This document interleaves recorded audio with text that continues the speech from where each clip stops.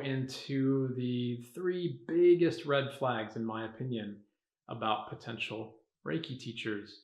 It's more of a video to you if you are interested in working with somebody and trying to find, a potential teacher or somebody to work with.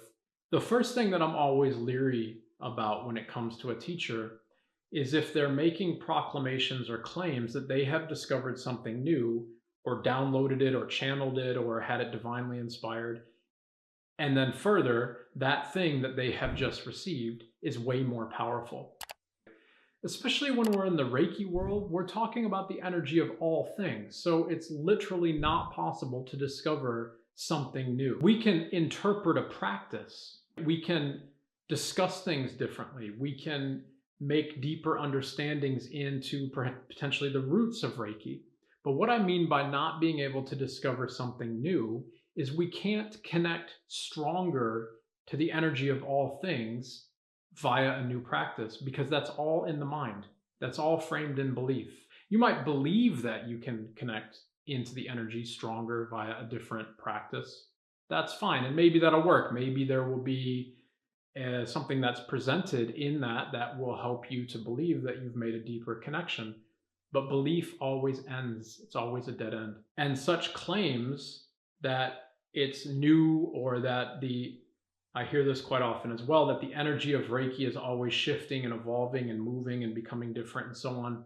It's the energy of all things. The minds of people can be shifting and moving and evolving and so on.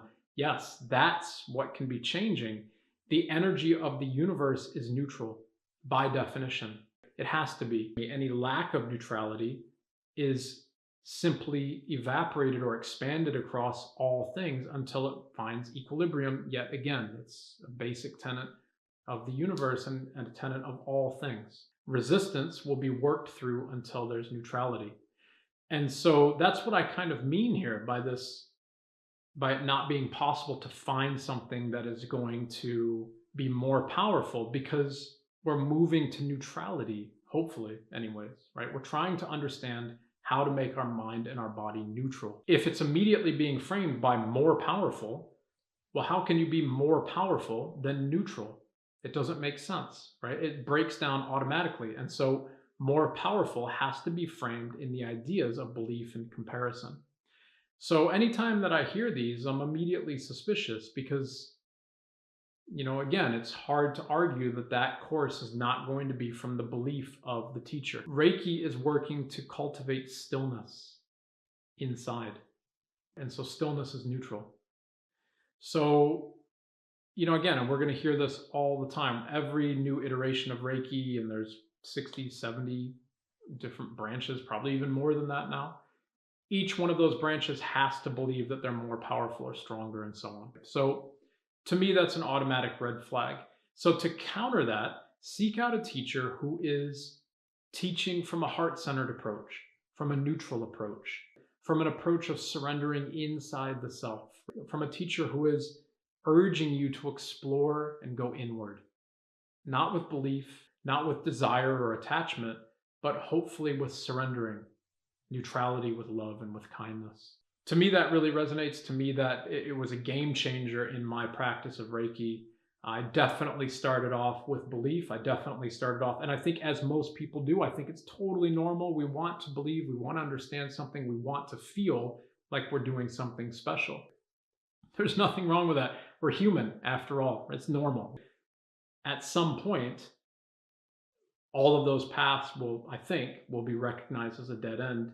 And the only way forward is neutrality inward. So that's what I would really urge you to look out for the first kind of red flag for a teacher. Now, the second red flag, it kind of builds off of that first one. If somebody is proclaiming that they found something to be more powerful, new, stronger, an upgrade, does that teacher also have like a cult-like personality or following? And again, if that's the case, there's most likely going to be, if not guaranteed, there's going to be the entire practice framed within the ego of the teacher. It might not seem like in the Reiki world that this happens, but it does. It happens all the time. And it happens all the time in my God, all the time in holistic wellness. So in meditation and well, obviously in Reiki, but in yoga, in mindfulness, it's just everywhere. The psychedelic space, there's so many self-professed leaders, but literally every one of those practices is a journey inward, not a journey to the ego of the teacher. It's a journey into yourself. So if there's like this cult-like following, if they are, professing to be divinely channeling this stuff or whatever it might be, you might learn a lot from them. You might gain a lot. You might be able to grow a lot in your own practice, but it's still going to be a dead end. And it's a really precarious path to be going down because there's the pitfall of the cults. There's the pitfall of that space. It's very precarious. It's very dangerous. And there's ample evidence of this in the wellness space, in the yoga space. There would never be a self-proclaimed guru, but most of the big names in this space don't have a completely clean background because they're in that kind of guru light as well. So, but be conscious of it. It's, it can be a very long road of that can lead to doubt. It can lead to a lot of potentially negative things. So if you can, look for that and try to see it. See the perspective of the person that is trying to convey this.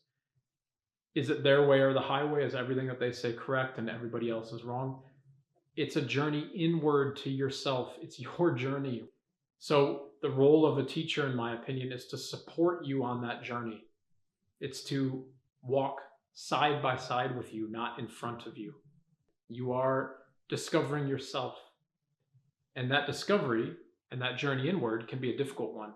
So if you've got somebody leading in front of you, the more difficult that journey becomes for you, the more vulnerable you may become. And that's where things get really precarious. So, again, that's kind of like the second big red flag that I would look out for. And that's not in Reiki. It's not as prevalent in Reiki as it is in things like yoga and meditation. It's ripe in those, sadly, it's very ripe in those areas. And I'm sure many of you listening, I'm sure you can think of people in those spaces that tick those boxes, that are practicing in that perspective. The other third red flag that, kind of that I look for, I don't know if it's necessarily a red flag, more as something that I really try to seek out from a teacher, is the ongoing support. And now before I get into that about the trainings and so on, here's how I would frame it as a red flag.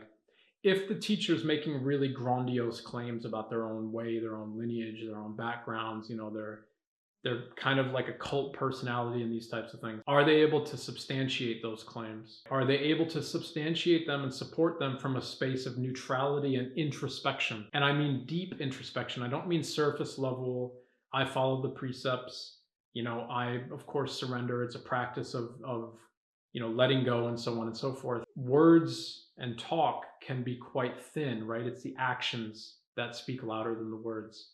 So see if the teacher that you're considering, working with, is living the practice that they teach. And if they are living the practice that they teach, then there should be ongoing support and guidance to you if you have questions as you start to learn and discover more about your own journey inward, because that's part of doing our work honestly.